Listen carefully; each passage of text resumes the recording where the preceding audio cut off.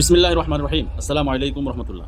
সাম্প্রতিক সময় একটি অভিযোগ প্রচার করা হচ্ছে যে ইমাম আবু হানিফা রহমতুল্লাহ আলাইহি নাকি হযরত আব্দুল্লাহ ইবনে মাসউদ রাদিয়াল্লাহু তাআলা আনহুর একটি ফয়সালাকে কযাউশ শয়তান বা শয়তানের ফয়সালা বলেছেন। প্রমাণ হিসেবে তাবিল ও মুখতালাফিল হাদিস নামক একটি গ্রন্থের একখানা বর্ণনা পেশ করা হয়। কিন্তু একজন মুহাক্কিকের প্রশ্ন হবে, উদ্ধৃতিটি কি সম্পূর্ণ? এর সনদ কি গ্রহণযোগ্য? একই গ্রন্থের গ্রন্থকার সে নিজেই বা এই সম্পর্কে কি বলেছেন? এখানেই অভিযোগটি ভেঙে পড়ে। কারণ একই স্থানে গ্রন্থকার ইবনে কুতাইবা রহমতুল্লাহ আলাইহি স্পষ্টত ঘোষণা করেন, ওয়ালাইসা হাযা ইনদানা আলা আন্নাহু আরাদা আন্না আব্দুল্লাহ ইবনে মাসউদ রাদিয়াল্লাহু আনহু কাযা বিকাযাই শয়তান। আবু হানিফা রহমতুল্লাহ আলাইহি কখনোই সাহাবী আব্দুল্লাহ ইবনে মাসউদকে শয়তানের ফয়সালাদাতা বোঝাতে চাননি।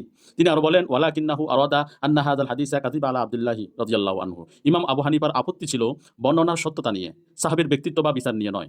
তার মতে এটি হয় আব্দুল্লাহ ইবনে মাসউদের নামে আরোপিত অথবা ঘটনাটি ভুলভাবে পৌঁছেছিল।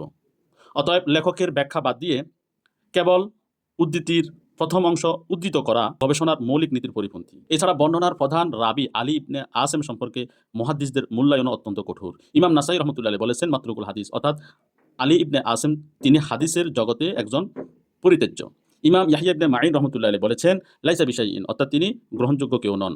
তিনি আরো বলেন, লা ইউহতাজ্জু বিহি অর্থাৎ তার বর্ণনা দ্বারা দলিল দেওয়া যাবে না।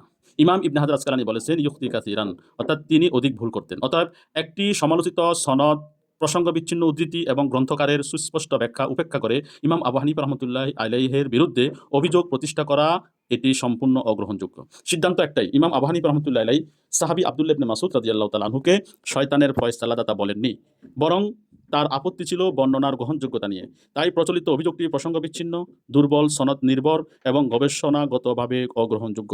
আল্লাহ তাআলা আমাদের সকলকে আমানতদারি রক্ষা করার এবং ইলমি খেয়ানত করা থেকে হেফাজত করুন।